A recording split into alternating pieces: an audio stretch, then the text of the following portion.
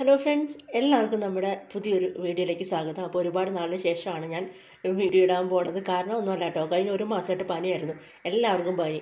അങ്ങനെ ഓരോന്നോരോന്ന് മാറി മാറി അങ്ങനെ ഒരു മാസമായി ഞങ്ങളുടെ എല്ലാവരുടെയും പനി ഒന്ന് റൗണ്ട് ചെയ്ത് തീർന്നപ്പോൾ ഒരുപാട് പേര് എന്നോട് പറഞ്ഞിരുന്നത് ഓവൻ്റെ റെസിപ്പീസ് കൂടുതൽ ഇടണമെന്നാണ്. അപ്പോൾ ഇന്നും ഒരു ഓവൻ റെസിപ്പി ആയിട്ടാണ് ഞാൻ വന്നിരിക്കുന്നത്. നമ്മളുടെ നാടൻ ഫിഷ് ഫ്രൈ എങ്ങനെ നമുക്ക് ഓവനകത്തിൽ ഉണ്ടാക്കാമെന്ന് നമുക്ക് നോക്കാം. അപ്പോൾ അതിനായിട്ട് ഞാനിപ്പോൾ എടുത്തിരിക്കുന്ന ഫിഷ് വേളാമ്പാര എന്ന് പറയും. തിരുവനന്തപുരത്തൊക്കെ വേളാമ്പാര എന്നാണ് പറയുന്നത്. പക്ഷേ എൻ്റെ നാട്ടിൽ ഇങ്ങനെ അല്ലാന്ന് തോന്നുന്നു കേട്ടോ പറയണത്. എനിക്ക് കറക്റ്റായിട്ട് അറിഞ്ഞുകൂടാ.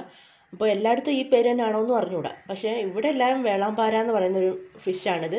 അപ്പോൾ ഇതിൻ്റെ തൊലിയൊക്കെ കളഞ്ഞ് ഞാൻ വൃത്തിയായിട്ട് വെട്ടി കഴുകി എടുത്തിട്ടുണ്ട് എന്നല്ലേ. അപ്പോൾ എല്ലാം നല്ല വൃത്തിയാക്കി എടുത്തിട്ടുണ്ട്. ഇതിനകത്തിൽ ചേർക്കാനുള്ള മസാല നമുക്ക് തയ്യാറാക്കാം. നമ്മുടെ ഫിഷ് ഫ്രൈയുടെ മസാല ഞാൻ എടുത്തിരിക്കുന്നത് നമ്മുടെ കാശ്മീരി റെഡ് ചില്ലി പൗഡർ. ഞാനിവിടെ ഉപയോഗിക്കുന്നത് കാശ്മീരി ചില്ലി പൗഡറാണ്. അതുകൊണ്ട് അത് കുറച്ച് കൂടുതൽ എടുത്തിട്ടുണ്ട്. അപ്പോൾ ഞാൻ ക്വാണ്ടിറ്റി ഒന്നും പറയണില്ല, നിങ്ങൾ ആ ഒരു അളവിന് എടുത്താൽ മതി കേട്ടോ. മഞ്ഞൾപ്പൊടി, നമ്മുടെ ടർമറിക് പൗഡർ, അതുപോലെ പെപ്പറും ആവശ്യത്തിന്, അതായത് ഈ എരിവ് അത്രയും വേണ്ടി വരും, അതിനനുസരിച്ചിട്ട് പെപ്പറും എടുത്തിട്ടുണ്ട്. അപ്പോൾ എരിവ് നിങ്ങൾക്ക് കൂടുതൽ ഇഷ്ടമാണെങ്കിൽ കൂടുതൽ ചേർക്കാൻ. അതിൻ്റെ കാശ്മീരി എടുക്കുന്നതിൻ്റെ പകുതി നോർമൽ റെഡ് ചില്ലി പൗഡറും കൂടി എടുത്താൽ മതി. അപ്പോൾ അത്യാവശ്യം നല്ല എരിവുണ്ടാവും. പിന്നെ ഉപ്പ്, ജിഞ്ചർ ഗാർലിക് പേസ്റ്റ്. അപ്പോൾ ഇതെല്ലാം കൂടെ ചേർത്ത് നമുക്കൊന്ന് പുരട്ടി കൊടുക്കണം. ഇതെല്ലാം കൂടി നമുക്കൊന്ന് മിക്സ് ചെയ്ത് കൊടുക്കാം. മിക്സ് ചെയ്ത് കൊടുക്കുമ്പോൾ അതിൻ്റെ കൂടെ ഒരു നാരങ്ങ, ഇതിപ്പോൾ പകുതിയാണ് കേട്ടോ, അത്യാവശ്യം ഒരു നാരങ്ങ പിഴിഞ്ഞ് ഒഴിച്ചു കൊടുക്കണം.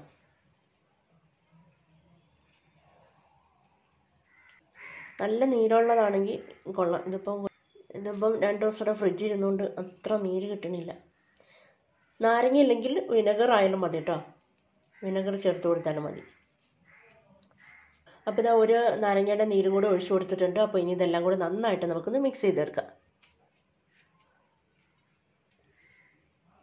അപ്പോൾ ആവശ്യമെങ്കിൽ കുറച്ച് വെള്ളം ചേർത്ത് കൊടുത്ത് നന്നായിട്ടൊന്ന് കുഴച്ചെടുക്കണം കേട്ടോ.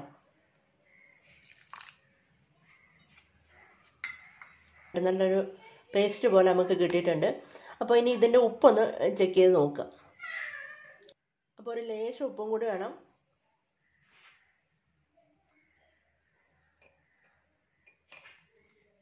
അതും കൂടി ചേർത്ത് നമുക്ക് നന്നായിട്ടൊന്ന് പുരട്ടി കൊടുക്കാം. അപ്പോൾ ഇപ്പം ഉപ്പ് കറക്റ്റായിട്ടുണ്ട്. അപ്പോൾ ഇനി നമുക്കിത് ഫിഷിൽ പുരട്ടി കൊടുക്കാം. മസാല നമുക്ക് മീനകത്തിലോട്ട് നന്നായിട്ട് തേച്ച് പിടിപ്പിച്ച് കൊടുക്കാം.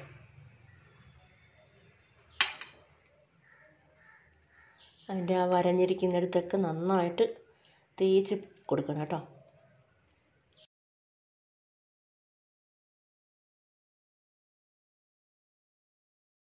അപ്പോൾ ഇതാ ഞാൻ നന്നായിട്ടെല്ലാം തേച്ച് പിടിപ്പിച്ച് കൊടുത്തിട്ടുണ്ട്. അപ്പോൾ ഇനി ഇത് ഒരു 15 മിനിറ്റത്തേക്ക് നമുക്ക് മാറ്റി വെച്ചേക്കാം. കാരണം ഇതെല്ലാം നന്നായിട്ടൊന്ന് ഫിഷിനകത്തിൽ പിടിക്കട്ടെ, മീനകത്ത് നന്നായിട്ട് പിടിച്ച് കിട്ടണം, എങ്കിലും നമുക്ക് ഫ്രൈ ചെയ്യുമ്പോൾ നല്ല ഒരു ടേസ്റ്റിൽ കിട്ടത്തുള്ളൂ. അപ്പോൾ ഇതൊരു 15 മിനിറ്റ് പിടിക്കട്ടെ. ഇതാ നമ്മുടെ ഫിഷ് ഇവിടെ മാരിനേറ്റ് ചെയ്യാൻ വെച്ചിട്ടൊരു 20 മിനിറ്റോളം ആയിട്ടുണ്ട്. അപ്പോൾ ഞാൻ ഈ ട്രെയിലോട്ട് മാറ്റിയിട്ടുണ്ട് കേട്ടോ. നമ്മുടെ ഓവനകത്തിലൊക്കെ വെക്കുന്ന ഒരു ട്രേ ആണിത്. അപ്പോൾ ആ ട്രെയിലോട്ട് മാറ്റിയിട്ടുണ്ട്. അപ്പോൾ നിങ്ങളുടെ കയ്യിൽ ഓവനകത്തിൽ വയ്ക്കാൻ പറ്റുന്ന വേറെ എന്തെങ്കിലും പ്ലേറ്റോ പാത്രമോ അങ്ങനെ എന്തെങ്കിലും ഉണ്ടെങ്കിൽ അതിനകത്തിൽ വെച്ചിരുന്നാലും മതി കേട്ടോ. അപ്പോൾ ഇവിടുത്തെ ലൈറ്റ് ഒന്ന് കുറഞ്ഞിട്ടുണ്ട്, ലൈറ്റല്ല വെളിച്ചം, വെയിലൊന്ന് കുറഞ്ഞ്. അപ്പോൾ ഞാൻ ലൈറ്റ് ഇട്ടേക്കുവാണ്. അപ്പോൾ ഒരു കളർ ചിലപ്പോൾ കറക്റ്റായിട്ട് കിട്ടുമെന്ന് എനിക്ക് അറിഞ്ഞൂടാ. അപ്പോൾ വലിയ കളറില്ല ഇവിടുത്തെ ലൈറ്റിന്. അപ്പോൾ അതൊന്ന് ക്ഷമിക്കണം കേട്ടോ. അപ്പോൾ നമുക്ക് ഇതിനകത്തിലോട്ട് ഒരു സാധനം കൂടി ചേർക്കാനുണ്ട്.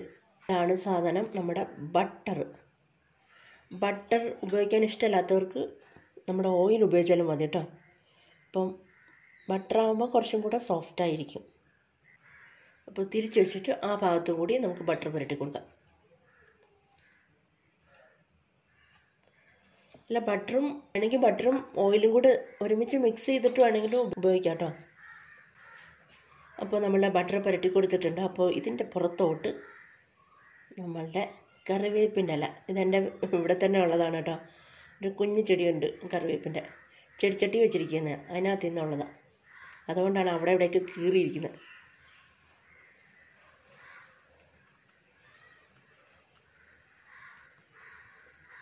അപ്പോൾ ഇനി നമുക്കിത് ഓവനിൽ ഫ്രൈ ചെയ്തെടുക്കാം. അതെങ്ങനെയാണെന്ന് നോക്കാം. നമ്മുടെ ഫിഷ് അങ്ങോട്ട് വെച്ച് കൊടുത്തിട്ടുണ്ട്. അപ്പോൾ ഇനി ക്ലോസ് ചെയ്യാം.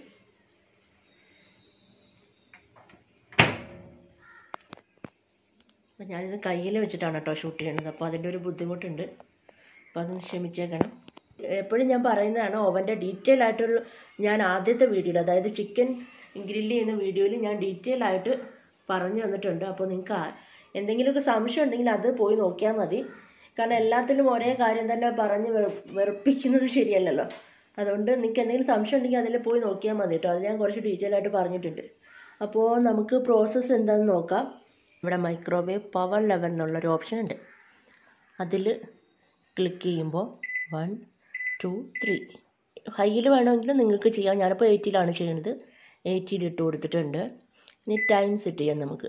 1 2 3 4 5 6 7 8 8ലാണ് കൊടുത്തിരിക്കുന്നത്. 8 to 10 മിനിറ്റ്സ് എടുക്കും കേട്ടോ.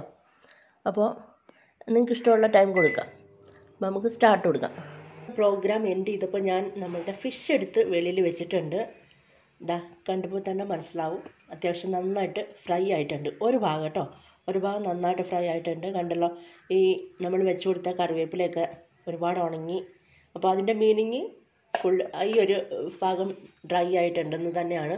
മാത്രമല്ല, നിങ്ങൾ ഇനി വെച്ചിട്ട് ചിലപ്പോൾ ടൈം കൂടുതലെങ്ങാനും വെച്ച് പോയിട്ടുണ്ടെങ്കിൽ ഇതുപോലെ കുറേ കറിവേപ്പില ഇങ്ങനെ വെച്ച് കൊടുത്താൽ മതി കേട്ടോ. കാരണം ആദ്യം ഈ ഭാഗമേ കരിയൂ, ഭാഗത്തോട്ടൊന്നും പറ്റത്തില്ലെന്ന് വിചാരിക്കാം. അപ്പോൾ നമ്മൾ തവയിൽ കിട്ടുന്ന പോലെ തന്നെ മൊരിഞ്ഞൊന്നും ഇരിക്കില്ല ഇത്. കാരണം ഇത് മൈക്രോവേവിലല്ലേ വെച്ച് ചെയ്യണേ. അപ്പോൾ അത്ര മൊരിയത്തില്ല. വേണമെങ്കിൽ നമുക്ക് അവസാനം ഒന്ന് മൊരിച്ചെടുക്കാം എന്നേ ഉള്ളൂ. അത് അവനിൽ തന്നെ വെച്ചിട്ട് മൊരിച്ചെടുക്കാം വേണമെങ്കിൽ, താല്പര്യം ഉണ്ടെങ്കിൽ മാത്രം. അപ്പോൾ ഇത് അത്യാവശ്യം ഈ ഭാഗം എല്ലാം നന്നായിട്ട് വെന്തിട്ടുണ്ട്. കണ്ടല്ലോ, ഇത് കണ്ടോ, എല്ലാം നന്നായിട്ട് കുക്കായിട്ടുണ്ട് ഈ ഒരു സൈഡ്. അപ്പം നമുക്കിനി ഇത് തിരിച്ചു വയ്ക്കാം.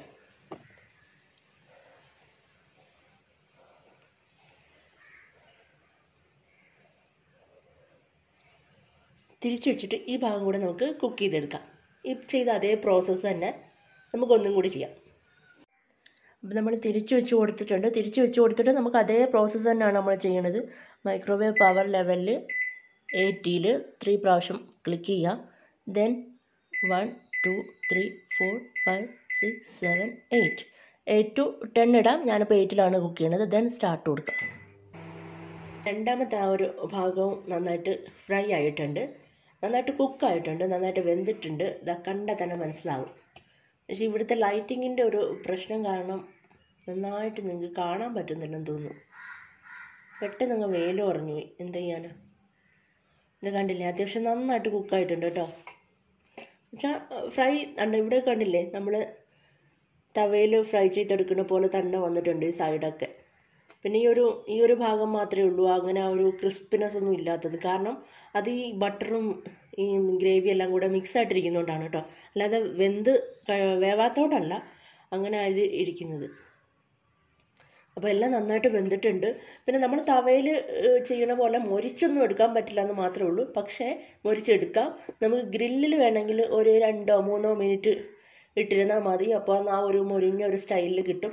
ഈ ഒരു ബട്ടറിൻ്റെ ഇതെല്ലാം നന്നായിട്ട് ഡ്രൈ ആയിട്ട് ആ ഒരു മൊരിഞ്ഞ സ്റ്റൈലിൽ കിട്ടും കേട്ടോ. പക്ഷെ ഞാനിപ്പോൾ എന്തായാലും അങ്ങനെ ചെയ്യണില്ല. നിങ്ങൾക്ക് ഇഷ്ടമുണ്ടെങ്കിൽ അങ്ങനെ ചെയ്തോളൂ കേട്ടോ. പിന്നെ ഒരു കാര്യം എന്ന് വെച്ചാൽ, ഇപ്പോൾ ഞാനിത് കുക്ക് ചെയ്യാൻ എടുത്തത് ഓരോ ഭാഗവും കുക്ക് ചെയ്യാൻ എടുത്തത് 8 മിനിറ്റ് വീതമാണ്. പക്ഷേ ഒരു 8 to 10 മിനിറ്റ്സിൽ നമുക്ക് ചെയ്യാം.